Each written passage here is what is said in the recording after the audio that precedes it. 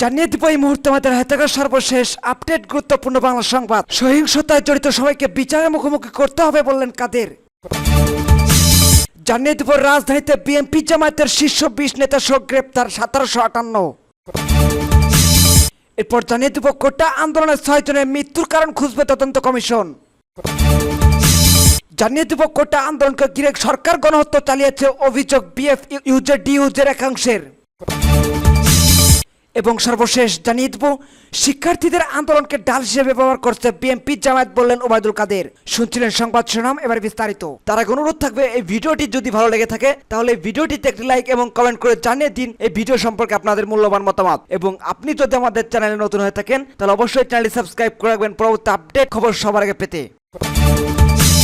এদিকে সহিংসতার সঙ্গে জড়িত সবাইকে বিচারের মুখোমুখি হতে হবে বলে জানিয়েছেন আওয়ামী লীগের সাধারণ সম্পাদক এবং সড়ক পরিবহন ও সেতুমন্ত্রী ওবায়দুল কাদের। আজ বুধবার সকালে রাজধানীর তেজগাঁওয়ে ঢাকা জেলা আওয়ামী লীগের ভবনে অনুষ্ঠিত এক মতবিনিময় সভায় সভাপতির বক্তব্যে তিনি এসব কথা বলেন। আওয়ামী লীগের সাধারণ সম্পাদক বলেন, যারা এই ধরনের ঘৃণিত সন্ত্রাসী কর্মকাণ্ড ও অগ্নি সন্ত্রাসের সঙ্গে জড়িত সুষ্ঠু তদন্তের মাধ্যমে চিহ্নিত করে তাদের বিরুদ্ধে কঠোর আইনানুগ ব্যবস্থা গ্রহণ করা হবে। প্রধানমন্ত্রী শেখ হাসিনার নেতৃত্বে আওয়ামী লীগ সরকার দেশের জনগণের প্রতি দায়বদ্ধ।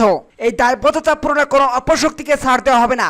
এই সহিংসতার সঙ্গে জড়িত সবাইকে ন্যায় বিচারের মুখোমুখি হতে হবে। ওবায়দুল কাদের আরো বলেন, বিএনপি জামায়াত অপশক্তির মূল উদ্দেশ্যই হলো বাংলাদেশকে পিছিয়ে দেওয়া। শেখ হাসিনা অদম্য স্পৃহ ও বলিষ্ঠ নেতৃত্বে বাংলাদেশের বিশ্বের বুকে এক মর্যাদাশীল রাষ্ট্র হিসেবে প্রতিষ্ঠিত হয়েছে। উন্নয়ন অগ্রগতি চলমান চাকাকে থামিয়ে দিতে বিএনপি জামায়াত ও তাদের দোসররা সুপরিকল্পিতভাবে এই ধ্বংসযজ্ঞ চালান। তিনি বলেন, যে উন্নয়ন অগ্রগতির মাধ্যমে জনগণের কল্যাণ হয়েছে, জীবন মানের উন্নয়ন ঘটেছে, সেই উন্নয়ন অগ্রগতির চমককে থমকে দেওয়ার অপচেষ্টা করে এবং তার উপরে ন্যাক্কারজনক ধ্বংসযজ্ঞ চালানো একটি গণবিরোধী রাজনৈতিক অপশক্তির পক্ষে সম্ভব।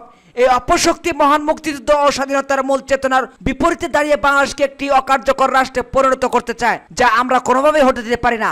সড়ক পরিবহন মন্ত্রী বলেন, দেশ বিরোধী এই অপশক্তি বিভিন্ন ধরনের গুজব সৃষ্টি করেছেন। মিথ্যা তথ্য দিয়ে আন্তর্জাতিক পরিমণ্ডলে বাংলাদেশের ভাবমূর্তি নষ্ট করার অপতৎপরতায় লিপ্ত রয়েছে। এদের বিরুদ্ধে সবাইকে সতর্ক থাকতে হবে এবং ঐক্যবদ্ধভাবে প্রতিরোধ গড়ে তুলতে হবে। ওবায়দুল কাদের বলেন, সম্প্রতি শিক্ষার্থীদের আন্দোলনকে ঢাল হিসেবে ব্যবহার করে রাজধানী ঢাকা সহ দেশের বিভিন্ন স্থানে ইতিহাসের জঘন্যতম নরকীয় ধ্বংসযজ্ঞ চালিয়েছেন বিএনপি জামায়াত ছাত্রদল শিবিরের সশস্ত্র ক্যাডাররা। প্রধানমন্ত্রী শেখ হাসিনা বিএনপি সম্পর্কে যে বক্তব্য প্রদান করেছেন তা সম্পূর্ণ নিখাত এবং সুনির্দিষ্ট তথ্যের ভিত্তিতে। তিনি বলেন, শিক্ষার্থীদের আন্দোলনকে পুঁজি করে যে নৈরাজ্যকর পরিস্থিতি সৃষ্টি করা হয়েছে, সন্ত্রাস ও সহিংসতার বিস্তার ঘটানো হয়েছে, তা বাংলাদেশের ইতিহাসের নজরবিহীন। শিক্ষার্থীদের আন্দোলনের সময় প্রকাশ্য বিবৃতি দিয়ে জানিয়েছেন, যে ধরনের ন্যাক্কারজনক সন্ত্রাসী কর্মকাণ্ড ও অগ্নি সন্ত্রাসের সঙ্গে তাদের কোনো সম্পর্ক নেই এবং তারা এর দায়ভার নেননি। ওবায়দুল কাদের বলেন, প্রধানমন্ত্রী শুধু নয়, সমগ্র দেশবাসীর কাছে এটা দিবালোকের ন্যায় পরিষ্কার যে এই সন্ত্রাসী কর্মকাণ্ড ও অগ্নি সন্ত্রাসের পিছনে বিএনপি জামায়াত রাজনৈতিক মদতপুষ্ট সন্ত্রাসী ক্যাডার বাহিনী জড়িত। তিনি বলেন, তারা আওয়ামী লীগের নেতাকর্মী অনেক নিরীহ মানুষকে নির্মমভাবে হত্যা করেছে, পুলিশ বাহিনীর সদস্যদের উপর হামলা করেছে এবং অনেককে হত্যা করেছে, নজরবিহীনভাবে সাংবাদিকদের ওপর বর্বরচিত হামলা করেছে। এমনকি এরা বাংলাদেশের উন্নয়ন অগ্রগতির বিভিন্ন স্মারক যেমন metro rail, elevated expressway, mayor Hanif flyover, toll plaza সহ বাংলাদেশের টেলিভিশন ভবন, সেতু ভবন, স্বাস্থ্য অধিদপ্তর ভবন, দুর্যোগ ব্যবস্থাপনা অধিদপ্তর ভবন, বিআরটি ডাটা সেন্টার, বিভিন্ন থানা ও পুলিশ বক্স, নরসিংদী কারাগার এবং বিভিন্ন স্থাপনা ও হাসপাতালে হামলা চালিয়েছেন ও অগ্নিসংযোগ করেছেন। নিজেদের সামর্থ্য সর্বোচ্চটুকু দিয়ে অসহায় গরিব দুস্থ মানুষের পাশে থাকার জন্য আওয়ামী লীগ ও সহযোগী সংগঠনগুলো সব স্তরের নেতাকর্মীদের প্রতি আহ্বান জানিয়ে ওবায়দুল কাদের বলেন, সাম্প্রতিক সময়ে বিএনপি জামায়াতের সহিংসতার ফলে দেশের সাধারণ মানুষের জীবিকা নির্বাহের কার্যক্রম স্থবির হয়ে পড়েছে। এমন তো অবস্থায় নিম্নবিত্ত, গরিব ও খেটে খাওয়া মানুষের প্রতি হাত বাড়িয়ে দেওয়ার জন্য দলীয় নেতাকর্মীদের পাশাপাশি সমাজের বিত্তবানদের প্রতি আহ্বান জানিয়েছেন প্রধানমন্ত্রী ও আওয়ামী লীগের সভাপতি শেখ হাসিনা। কোটা সংস্কার আন্দোলনকে কেন্দ্র করে সহিংসতার ঘটনা এখন পর্যন্ত ঢাকা মহানগর পুলিশের ডিএমপি বিভিন্ন থানায় 154টি মামলা করা হয়েছে। এসব মামলায় বিএনপি জামায়াতের শীর্ষ 20 নেতা সহ এখন পর্যন্ত 1758 জনকে গ্রেপ্তার করেছে পুলিশ। ডিএমপি সূত্রে জানা যায়, সহিংসতার ঘটনায় রাজধানীতে চলছে সারাশি অভিযান। গত 24 ঘন্টায় অভিযান চালিয়ে ঢাকার বিভিন্ন এলাকা থেকে 601 জনকে গ্রেপ্তার করা হয়েছে। এখন পর্যন্ত ঢাকায় সর্বমোট গ্রেপ্তার করা হয়েছে 1758 জনকে। গ্রেপ্তার কিছুদের বেশিরভাগই জামায়াত বিএনপির নেতাকর্মীরা। বুধবার ডিএমপির মিডিয়া অ্যান্ড পাবলিক রিলেশনের অতিরিক্ত উপ পুলিশ কমিশনার এডিসি কে এনরায় নিয়তি সাংবাদিকদের বলেন, আন্দোলনের নামে যারা রাজধানীতে সহিংসতা করেছে তাদের বিরুদ্ধে অভিযান চলমান রয়েছে। সহিংসতার ঘটনায় এখন পর্যন্ত ঢাকা মহানগর পুলিশ 1758 জনকে গ্রেপ্তার করেছে। সহিংসতার ঘটনায় করা মামলায় গ্রেপ্তারকৃতদের মধ্যে রয়েছেন বিএনপির স্থায়ী কমিটির সদস্য নজরুল ইসলাম খান, আমির খসরু মোহাম্মদ চৌধুরী, বিএনপি চেয়ারপারসনের উপদেষ্টা আমানুল্লাহ আমান, জহিরুদ্দিন স্বপন, বিএনপি চেয়ারপারসনের বিশেষ সহকারী শামসুর রহমান শিমুল বিশ্বাস, বিএনপির সিনিয়র যুগ্ম মহাসচিব রুহুল কবির রিজভী, ঢাকা উত্তর বিএনপি সদস্য সচিব আমিনুল হক, বিএনপির আন্তর্জাতিক বিষয়ক সম্পাদক ব্যারিস্টার নাসিরউদ্দিন আহমেদ অসীম, ঢাকা জেলা বিএনপি সাধারণ সম্পাদক নিপুণ রায় চৌধুরী, বাগেরহাট জেলা বিএনপির সাবেক সভাপতি এম এ সালাম ও ঢাকা বিভাগীয় বিএনপির সাংগঠনিক সম্পাদক কাজী সাইদুল আলম বাবুল।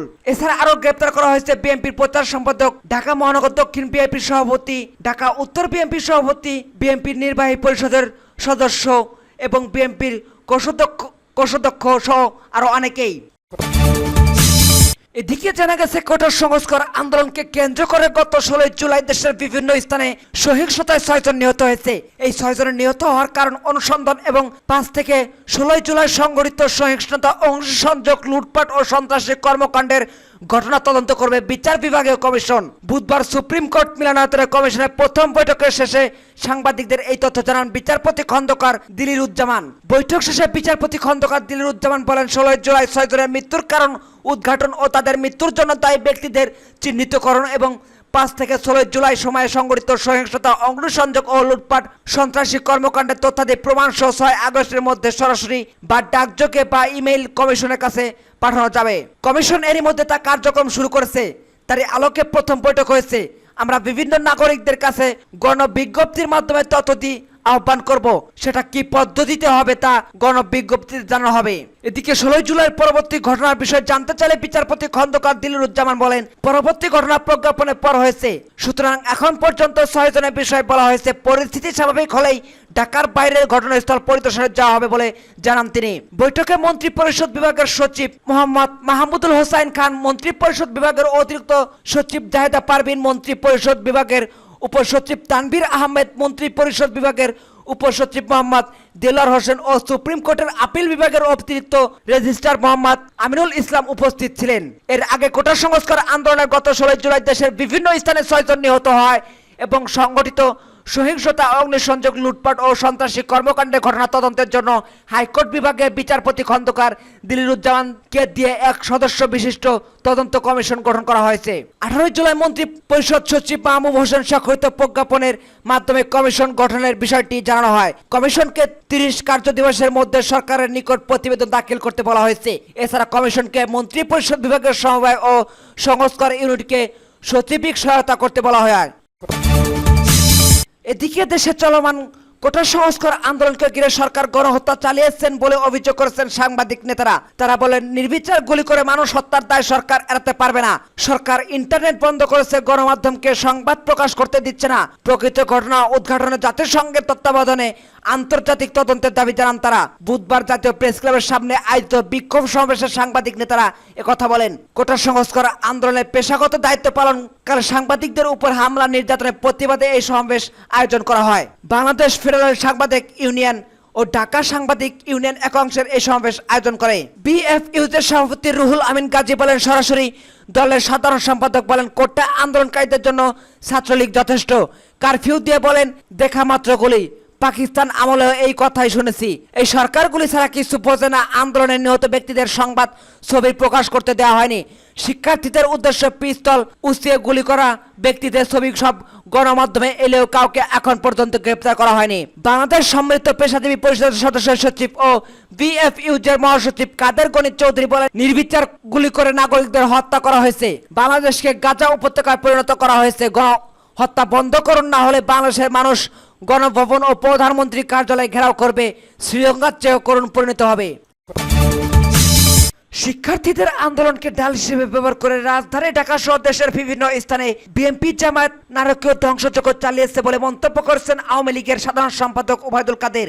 আজ সকালে রাজধানীর তেজগাঁও ঢাকা জেলা আওয়ামী লীগের কার্যালয়ে ঢাকা 4, ঢাকা 5 এবং ঢাকা 18 আসনের সংসদ সদস্য ও স্থায়ী নেতাদের সঙ্গে বৈঠকে এই মন্তব্য করেন ওবায়দুল কাদের। কোটা নিয়ে আন্দোলনের সংসদীয় এই আসনগুলো কয়েকটি এলাকায় যেমন যাত্রাবাড়ি ও উত্তরা সহিংসতা হয়। আজকের বৈঠকের পর ওবায়দুল কাদের গণমাধ্যমের উদ্দেশ্যে বক্তব্য দেননি, তবে বৈঠকে তারা বক্তব্য দলের দপ্তর থেকে বিজ্ঞপ্তির মাধ্যমে জানানো হয়েছে। ওবায়দুল কাদের বলেন, শিক্ষার্থীরা আন্দোলনকে পুঁজি করে যে নৈরাজ্যকর পরিস্থিতি সৃষ্টি করা হয়েছে, সন্ত্রাস ও সহিংসতার বিস্তার ঘটানো হয়েছে তা বাংলাদেশের ইতিহাসে নজরবিহীন। শিক্ষার্থীদের আন্দোলনের সমবায়কেরা প্রকাশ্যে বিবৃতি দিয়ে জানিয়েছেন যে ধরনের নেককারজনক সন্ত্রাসী কর্মকাণ্ড ও অগ্নিসন্ত্রাসের সঙ্গে তাদের কোনো সম্পর্ক নেই এবং তারা এর দায়ভার নেননি।